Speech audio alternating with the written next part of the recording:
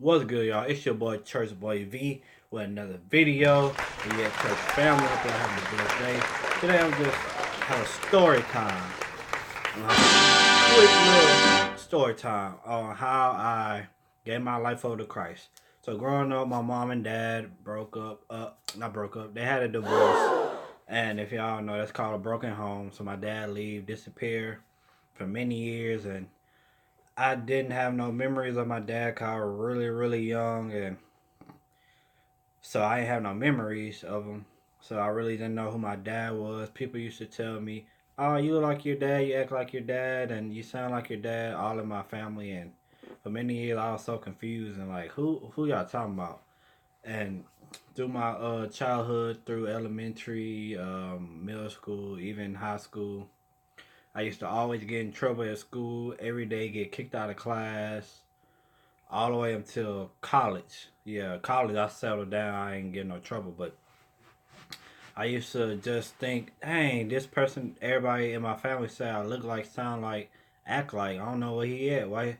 I hadn't seen him, so I used to get angry, upset, and they told me it was my dad, and I started to hate people in my school. I just hated people in general who knew who their dad was, and I had a grudge against them. I was envious of them, and then people in my family, men in my family, started to step up, try to be well, they didn't try, but they was being the male figures in my life, but they had their own problems and had their own kids to deal with. So I already knew that for a short amount of time, I had to go back home and deal with my issues at school and at home. And it was seven of us, and it was what, four girls, three boys, but the two boys, my two older cousins, they moved out because they were a little older than me, and so it was just me and girls basically.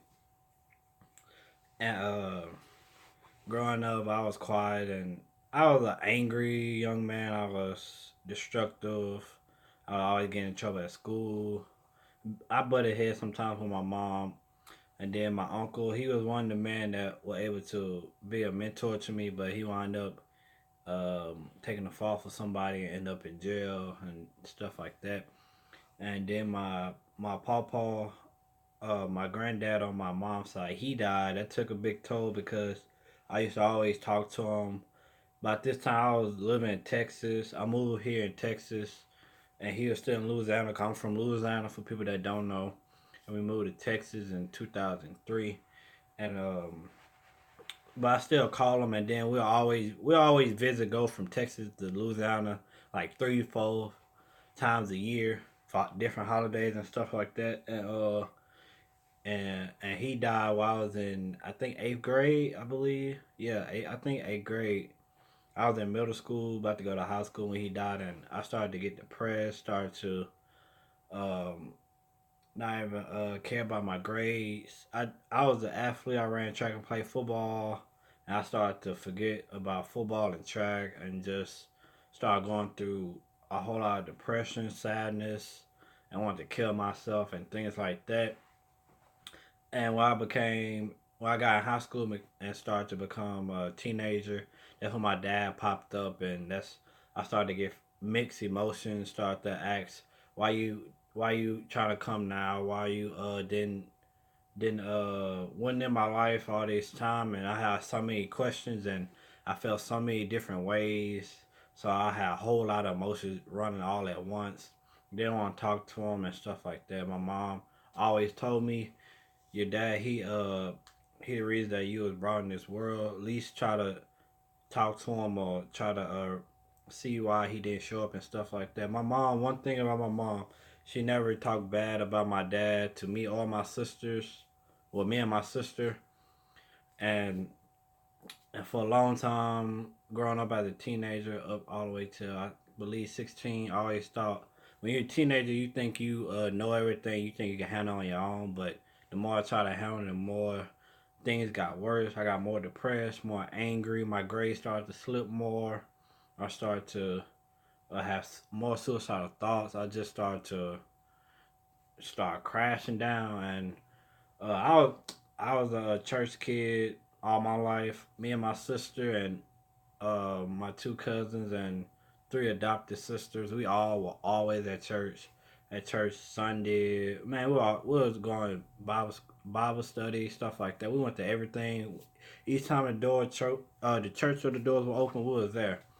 So I used to always, everybody always talk about Jesus. My mom, my grandma, people at the church, and me. I was young. I really didn't care. Really didn't want to pay no mind. I just wanted to after church go home and play with my friends and whatnot. And I was a musician growing up from elementary. I was playing the drums, and I'll tell that in another story about that. But I was a musician, and still I didn't care. I really wasn't trying to hear about Jesus and stuff like that growing up. And then one day I was like, you know what?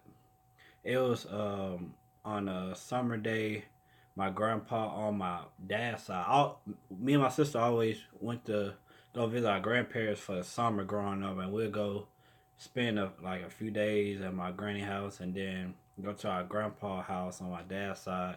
They were like they're about good about 40 minutes up to an hour away, and they live in Louisiana. So one summer, we went to our grandpa church. Excuse me, they were having a youth revival. I mean, youth revival. They were having a youth explosion on Friday night, June 4th. And one day I was just like, you know what, Lord, my mom been talking about to my granny, everybody at the church been talking about how good you are, what you did for them. You know what? I'm gonna just try. I'm gonna just let go, put it in your hands, and if you take it from me, then I'm gonna serve you and things like that. And I I just let everything go. I let God and let God. I let go and let God, and ever since I gave my life to Christ that day, and ever since I've been a Christian. Ever since I was 16 years old, and I'm gonna let y'all know.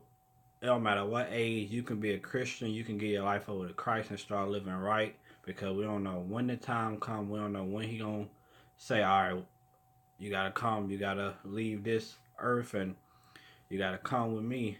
We never gonna know. So while you can, if you haven't, accept Jesus Christ, confess with your mouth, believe in your heart that He's your Savior, and get saved. Because we don't know when we gonna die. We don't know what gonna happen. Because Jesus coming back.